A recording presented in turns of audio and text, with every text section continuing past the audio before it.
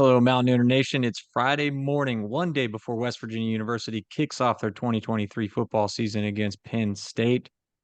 And that means I have kicked old Mike to the curb and brought in Tyler Donohue from our Penn State sidelines 24/7. Tyler, thanks for joining us. I just got two quick questions for you to get our WVU fans ready for Saturday. First off, will you be different than any of the coaches and name me a starting quarterback for Penn State? And does it make a difference? Yes.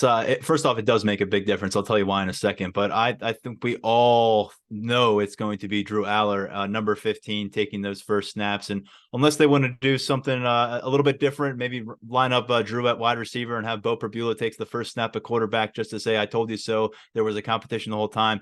Bo Perbula is a really quality budding college football player. He's a redshirt freshman, guy who was in the state of Pennsylvania. They don't sign in local products much. He's going to have a nice career. He's an athletic player. He brings a different element as a runner. So there are some possibilities to utilize him. But Drew Aller is 6'5", 240 plus pounds. He played in 10 games last year as a true freshman, and he was the number one overall quarterback prospect in 2022 rankings here at 24/7 Sports. They haven't had a quarterback prospect like this under James Franklin, who inherited former five-star Christian Hackenberg as a sophomore. There's a lot of thought that this guy is the kind of player who could leave as a number one pick at the quarterback position, but it was got to start Saturday night, and the big arm is there. What we keep hearing about him is ball security.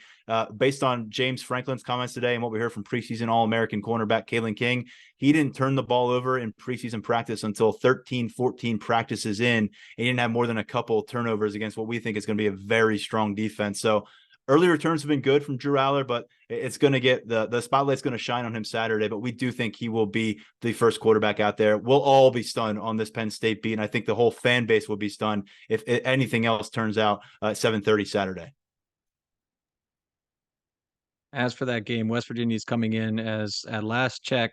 I don't think they have gotten the nerve to push it to a full three touchdowns, but 20.5 point underdog in this game. What can West Virginia do to pull off this upset? What is the one or two things they have to be able to do if they want to be able to pull off this upset? Yeah, I don't see West Virginia's offense piling up a bunch of points and making Penn State play catch up. I just think this is going to be a legitimately elite level Nittany Lions defense. And if I'm wrong, the Mountaineers will take advantage of that and exploit it on Saturday. But I think maybe offensively Penn State, just because we don't know what it's going to look like with the new quarterback. Even if Drew Aller does fulfill his five-star prospect status as a starting quarterback, it's hard to ask that to happen from start number one. So I think the best thing they can do is to try to rattle his cage, see what he's made of in terms of the rest in the pocket. But that's going to come through, I think, making a concerted effort against this rushing attack. Because right now, Drew Aller's in a situation that's very enviable for a young quarterback. He can hand the ball off to Katron Allen. He can hand the ball off to Nick Singleton. Singleton was the Big Ten Freshman of the Year last year. Katron Allen had 10 touchdowns and about 900 rushing yards last year as a freshman. So they've got an experienced offensive line. Looks like it should be the best of the James Franklin era. They've got these two bell cow 1 and 1A running backs behind him.